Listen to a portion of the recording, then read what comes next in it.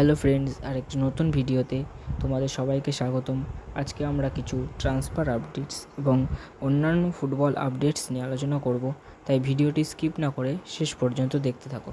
তো বন্ধুরা, আজকের প্রথম আপডেটটি হলো যে মোহনবাগান সুপার জায়ান্ট নাকি একটি ডোমেস্টিক প্লেয়ারকে সাইন করাতে চলেছে এবং সেটি নাকি অনেক বড় নাম। তো বন্ধুরা, কে হতে পারে সেই ডোমেস্টিক প্লেয়ারটি? তোমরা আমাকে কমেন্ট বক্সে অবশ্যই জানাবে। তো এর পরবর্তী আপডেটটি হলো যে কেরালা ব্লাস্টার্স এফসি তারা সোম কুমারকে সাইন করিয়ে নিয়েছে তাদের পরবর্তী সিজনের জন্য। এই সোম কুমার আগের বছর স্লোভেনিয়া এনকে অলিম্পিজা এল জুবলাজানা এই ক্লাবে খেলে এসেছেন। এই 6.2 ফুট উচ্চতাধারী গোলকিপার সাফ আন্ডার-20 চ্যাম্পিয়নশিপ পর্যন্ত ভারতে ছিলেন এবং তিনি 2021-এ ইউরোপে মুভ করেন। এরপরই কেরালা ব্লাস্টার্স এফসি তাকে আবার ভারতে ফিরিয়ে নিয়ে এসছে। তো বন্ধুরা, পরবর্তী সিজনে তোমরা সোম কুমারকে কেরালা ব্লাস্টার্স এফসি জার্সি গায়ে আবার দেখতে পাবে। তো বন্ধুরা, এর পরবর্তী আপডেটটি হলো যে মোহনবাগান সুপার জায়ান্ট তারা আর্মান্দো সাদিকুকে লোনে কোনো একটি টিমে পাঠিয়ে দিতে চায়। হ্যাঁ, এই আর্মান্দো সাদিকু অনেক দিন ধরেই তাকে নিয়ে কথাবার্তা চলছে, সে নাকি পাঞ্জাবে যেতে চায়। এরপরে মার্কাস মার্গুলোও জানিয়েছে যে আর্মান্দো সাদিকুকে নাকি মোহনবাগান সুপার জায়ান্ট লোনে অন্য কোনো টিমে পাঠাতে চায়। তো বন্ধুরা, এর পরবর্তী আপডেটটি হলো হায়দ্রাবাদের এফসির যে ধার পরিশোধ করার কথা ছিল, আগামী সপ্তাহের পর্যন্ত সময় ছিল তাদের জন্য। প্রায় 75 কোটি টাকা তাদের ধার শোধ করতে হতো। তারা সেই ধার শোধ করে ফেলেছে এবং তারা যেই ব্যান, সেই ব্যানের হাত থেকেও বেঁচে গেছে এবং তারা এখন সমস্ত প্লেয়ারকে সাইন করাতে এবং রেজিস্টার করাতে পারবে তাদের ইচ্ছা মতো।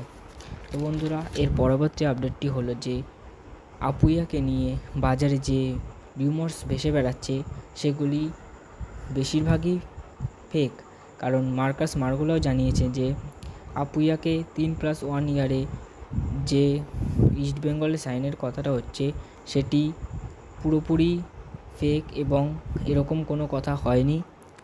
এরপরে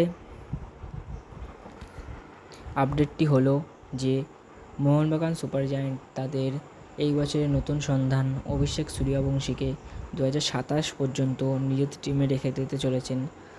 এই অভিষেক সূর্যবংশী রিজার্ভ টিম থেকে উঠে এসে খুবই ভালো খেলেছিলেন এবং এই অভিষেক সূর্যবংশী আগামী 2027 সাল অবধিও মোহনবাগান সুপার জায়ান্টের হয়ে থাকবেন।